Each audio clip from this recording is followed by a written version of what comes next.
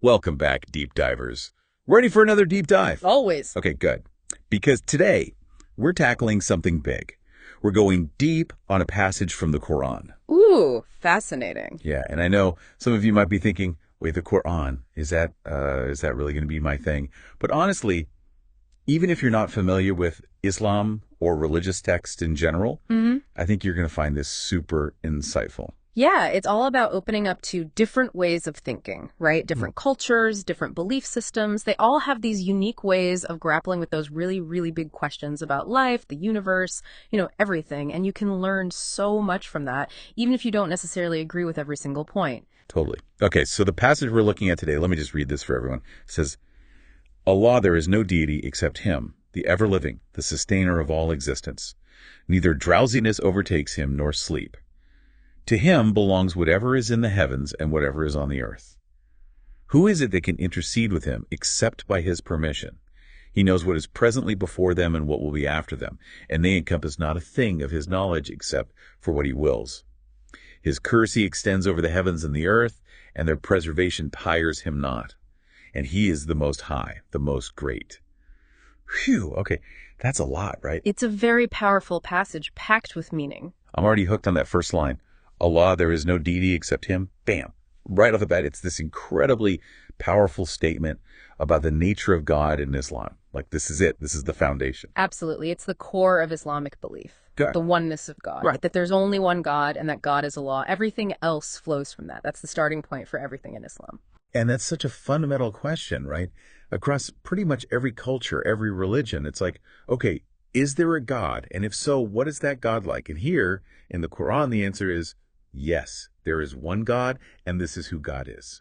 And then the passage goes on to kind of lay out these core attributes of Allah, right? It says the ever-living, the sustainer of all existence. So right away, we're learning that Allah is eternal, self-sufficient, the ultimate source of all life. Everything comes from Him. Yeah, and it's interesting because it also says neither drowsiness overtakes Him nor sleep.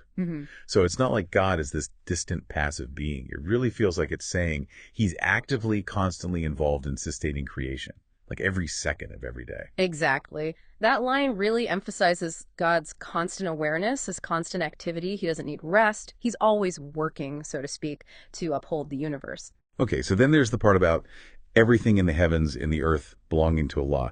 I mean, that makes sense, right? It just reinforces the idea that Allah has this absolute power and control over everything. But then, doesn't that raise the question of free will? If God controls everything, do we really have any choices? Are our lives already laid out for us? That's a great question. And it's actually something that Islamic scholars have been debating for centuries. It's one of those really deep theological questions. I think the Quran itself suggests that even though Allah has ultimate knowledge and power, human beings still have this ability to choose between right and wrong, and that we are responsible for the choices we make. So it's not a contradiction. Like, Allah has this ultimate plan, but within that plan, we still have some room to maneuver. It's more like Allah knows the choices we're going to make, but He doesn't force us to make them. It's kind of a paradox, right? It's a mystery. Yeah, I mean, these are some deep waters we're swimming in here. Okay, there's another part of this passage that really caught my eye. It says, who is it that can intercede with Him except by His permission? Can you explain a little bit about what intercession means in Islam? Because to me, it sounds like it's suggesting that even though God is all-powerful, there might still be some room for appeal, for mercy, maybe. Yeah, you're touching on something really important. Intercession is a complex concept in Islam, and it has these different levels of meaning. But in essence, it's the idea that certain individuals, maybe prophets or saints, they might be able to plead to Allah on behalf of others, especially in the afterlife. But the crucial thing is, even their ability to intercede, it's entirely dependent on Allah's will, on His permission. So it's not a guarantee, it's more like an act of divine grace. Exactly. It all comes back to Allah's mercy and justice. Okay, and there's one more phrase that I just have to ask you about. It says, His courtesy extends over the heavens and the earth. So what is courtesy? What does that word mean, and why is it significant? Right. So kursi is often translated as footstool or sometimes throne, but it's not meant to be taken literally. It's more of a symbolic representation of Allah's majesty, His power, and His all-encompassing presence. Islamic scholars have interpreted kursi in many different ways, but the core idea is that Allah's sovereignty and knowledge extend to the furthest reaches of creation. It's everywhere. So it's less about picturing a physical throne and more about trying to grasp the vastness of Allah's power. Precisely.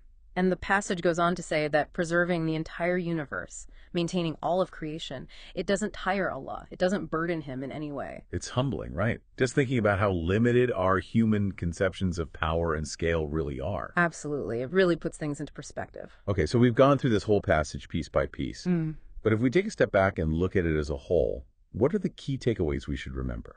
Well, I think this passage really gives us a glimpse into the heart of Islamic belief, right? It paints this very clear picture of the Islamic concept of God.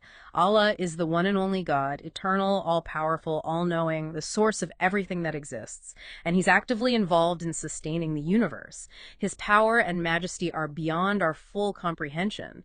But at the same time, the passage also highlights these concepts of divine justice and mercy, the possibility of intercession.